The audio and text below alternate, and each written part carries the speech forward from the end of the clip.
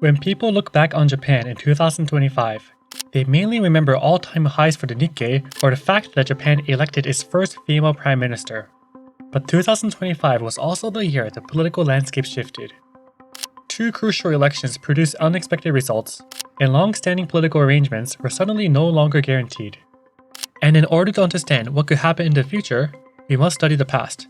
So in this video, we'll review 5 key political developments that broke Japan's political balance in 2025.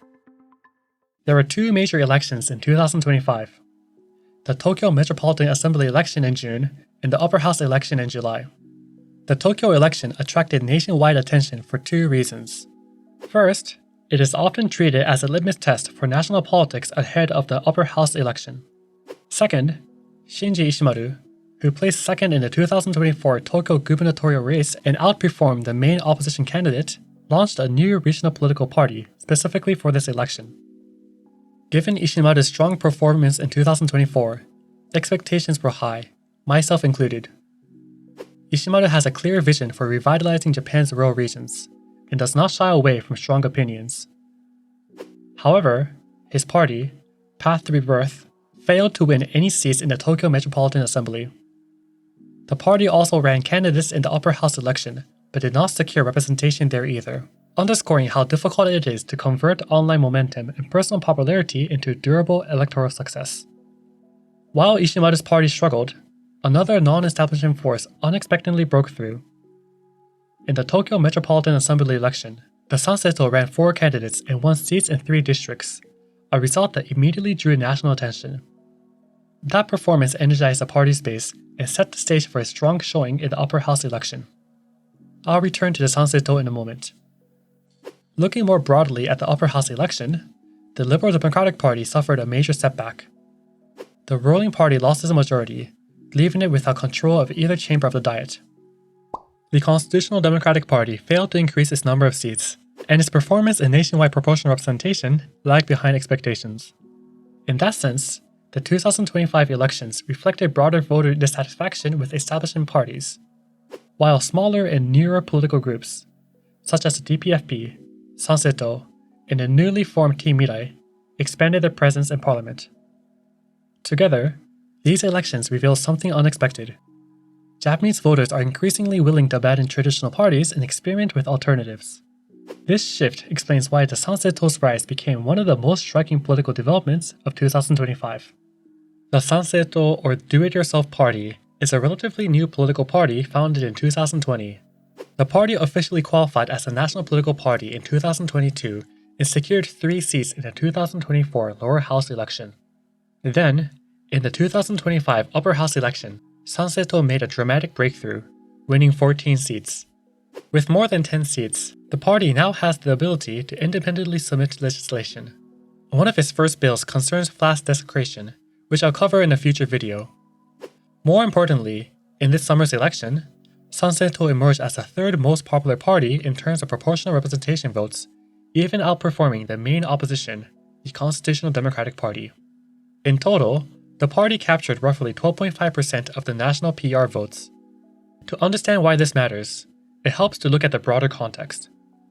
Like many other countries, Japan has been grappling with economic uncertainty, over-tourism, and the effects of a persistently weak yen. Against this backdrop, anti-foreign and anti-immigration voices grew louder on social media, amplified further by news coverage highlighting crimes committed by foreign nationals or residents.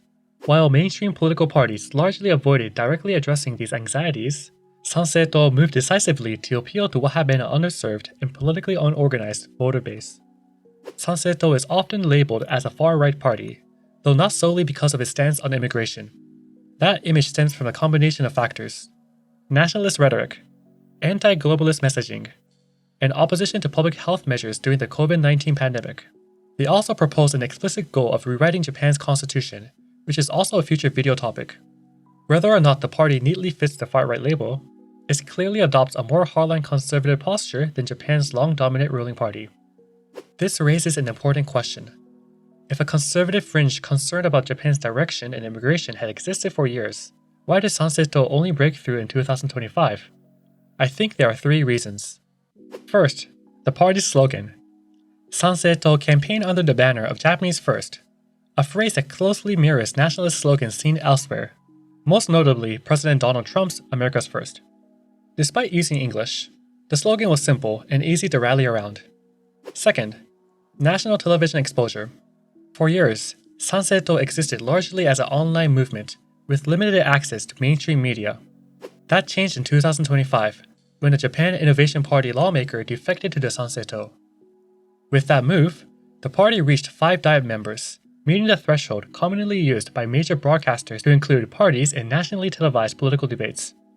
This allowed the Sanseito to appear alongside established parties on primetime news and debate programs, dramatically expanding their reach beyond social media. Third, and most crucially, the Tokyo Metropolitan Assembly election. By winning 3 out of the 4 contested districts in Tokyo, Sanseito suddenly became impossible to ignore. Domestic and international media alike began covering the party, accelerating its momentum. At the same time, the Liberal Democratic Party, under former Prime Minister Ishiba, was increasingly portrayed as ideologically moderate, allowing Sanseito to position itself as the clearest conservative alternative. Looking ahead to 2026, the LDP, now led by a more openly conservative Prime Minister, may pursue policies that overlap with the Sanseito's agenda. This creates a double-edged sword for the party. On one hand, greater attention to conservative issues could legitimize Sanseito's core concerns. On the other hand, if Prime Minister Takaichi successfully channels those priorities within the LDP, some Sanseito supporters may drift back to the ruling party, potentially slowing Sanseito's momentum. By the fall of 2025, Prime Minister Ishiba's position had become unsustainable, not because of a single scandal or policy failure, but because of Ishiba's 3 strikes. Strike 1 came in late 2024, when the LDP lost its majority in the lower house election, a stunning result for the party accustomed to dominance. Strike 2 followed in June 2025, when the Tokyo Metropolitan Assembly election produced disappointing results for the ruling party.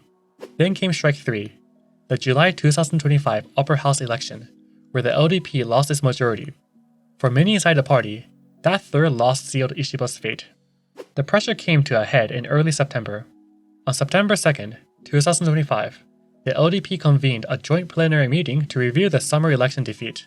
Party leaders cited a failure to grasp public sentiment and lingering distrust stemming from the 2023 to 2024 fundraising scandal. Ishiba told lawmakers that responsibility rested with him and said he would make the appropriate decision at the right time. But by then, events were already moving faster than he expected. That same week, 4 senior LDP figures resigned from their chairperson posts, a coordinated signal that internal powers were shifting. The next day, former Prime Minister Taro Asuo, still the only politician formally leading a faction, openly supported accelerating an internal leadership election. This was especially significant given Asuo's long-standing rivalry with Ishiba. Despite being appointed as the party's second highest authority, Asuo had kept his distance from Ishiba and had previously criticized his leadership. By September 5th, the situation escalated further when the Minister of Justice publicly backed an early party election, the first time a sitting cabinet minister had openly challenged Ishiba's authority. September 8th was scheduled to be the decisive day, an unprecedented internal vote on whether to fast-track the LDP leadership election. Lawmakers would have to publicly declare their positions.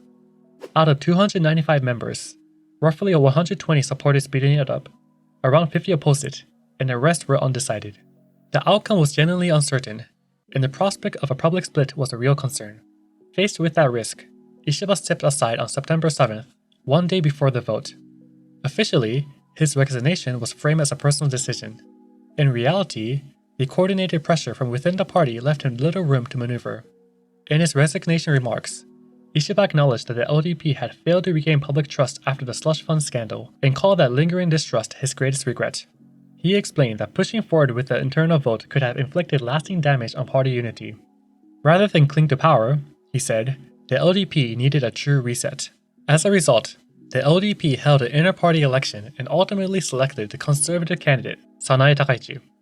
This marked a clear departure from the more moderate and liberal leadership of former Prime Ministers Fumio Kishida and Shigeru Ishiba. But before turning to Prime Minister Takaichi herself, it's important to understand what this reset actually meant. It didn't just change the party's leader, it reshaped the LDP's long-standing governing coalition. For the past 26 years, the LDP governed Japan with the support of Komeito. The partnership was pragmatic and durable. Komeito's disciplined voter base helped the LDP secure majorities, especially in tight single-member districts. But by 2025, the relationship was clearly fraying. Tensions had been building for years, and they intensified after the slush fund scandal severely damaged the LDP's public credibility. While the LDP moved cautiously on political reform, Komeito pushed for stricter accountability, often working with opposition parties on transparency. The growing ideological and strategic gap between the two parties suggested a potential political divorce. On the very day Prime Minister Ishiba stepped down, Komeito made an unusually blunt statement. It could not remain in a coalition with a party that drifted too far from the political center.